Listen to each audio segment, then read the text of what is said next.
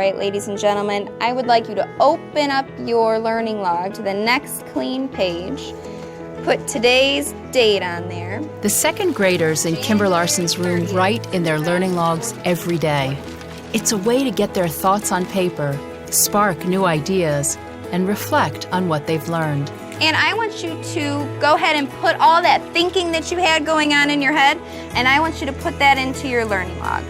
Today, the students are doing some provisional writing as part of a larger lesson on the theme of trust. So you're answering that question. Should second graders trust everything they see and hear? I'm going to give you about 5 minutes or so to answer that question. Go ahead and get started. The Write to Learn strategy provides teaching tools for 3 types of classroom writing: provisional, readable, and polished. A typical provisional writing exercise, like this one, takes just 3 to 5 minutes. Spelling and grammar are not as important as ideas, and the act of communicating those ideas in writing. All right, I'm seeing lots of good thinking getting down on these papers. The students write in their learning logs before, during, and after a big lesson. It activates their prior knowledge, engages them in the learning, and spurs creative thinking. Learning logs are also useful for formative assessment because they reveal at a glance what the children are thinking and how much they understand. You're answering a very important question. Should second graders trust everything they see and hear? What you need to do in your learning log, just underneath the paragraph that you wrote this morning, you're going to write another one, answering that question.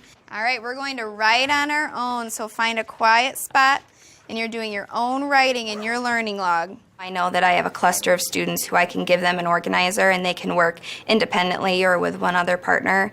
And then I know I have a group of students that I have to listen to what they're telling me, and then I can record for them.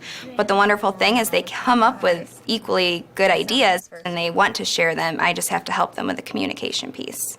So it works for all the kids. You just have to make it fit each individual student.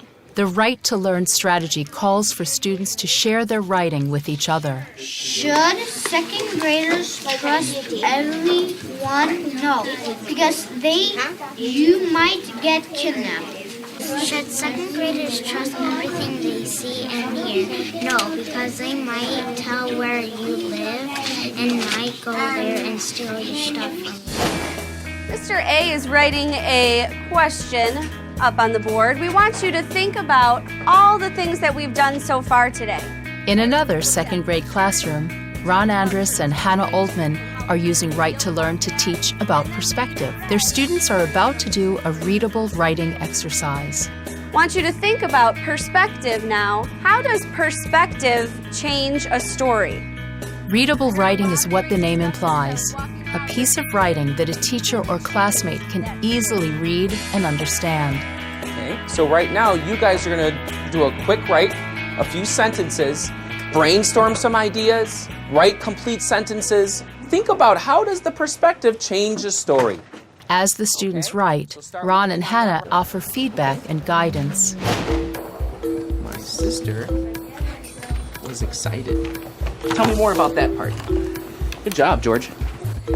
So I want you to take what you're thinking and put that into words, okay? I love the situation you wrote about, but there's only one little picky thing I'm gonna be picky about. My mom was not happy because it. What are you writing about? That's where you have to name the things, just so I know, because as a writer, you know what's in your head, but I'm not sure. So tell me what that it was. What's going on? Next, the students pair up with a classmate to share their readable writing out loud. When we use Write to Learn, I think the biggest thing is asking good questions about their writing and makes them think about their writing. Is that what I really want to say? Do I need to elaborate here? So just getting them to think about their writing to see what they're learning. They're kind of keeping track of their learning. Each writing that we do is kind of like a stepping stone of the learning process. Give them a glow and a grow about their writing. This is the girl. Okay, that's me. I think you should have added like a little more to at least one sentence, and then the glow. Okay. Nice picture. This is a nice picture. This is all the snow. Here's the cloud. Here's the other cloud. All right, and the snow. What should The research on writing and learning is critical. There's a significant body of research that the more you write in mathematics, the more you learn in mathematics. What I'm passing out now is an organizer, and each of you are going to teach the others in your group what you learned about when you went off into the other groups, okay? Readable writing is also valuable in a math classroom. When math teachers incorporate writing into their lessons, students gain a deeper understanding of the concepts. In this 8th grade algebra class, students use explanatory writing to teach their classmates new information. In this way, they hone their writing skills and reinforce their learning. The Common Core state standards call upon all teachers to teach literacy skills, including writing. What we're going to do tomorrow is you're going to choose a favorite fairy tale and you're going to rewrite the fairy tale from another person's perspective. Okay? Polished writing takes students through the full writing process, from the initial idea to the final draft. But this is going to be a polished writing, and we're going to have to meet in our writing clubs when we're working through this process. Polished writing is important for every subject area.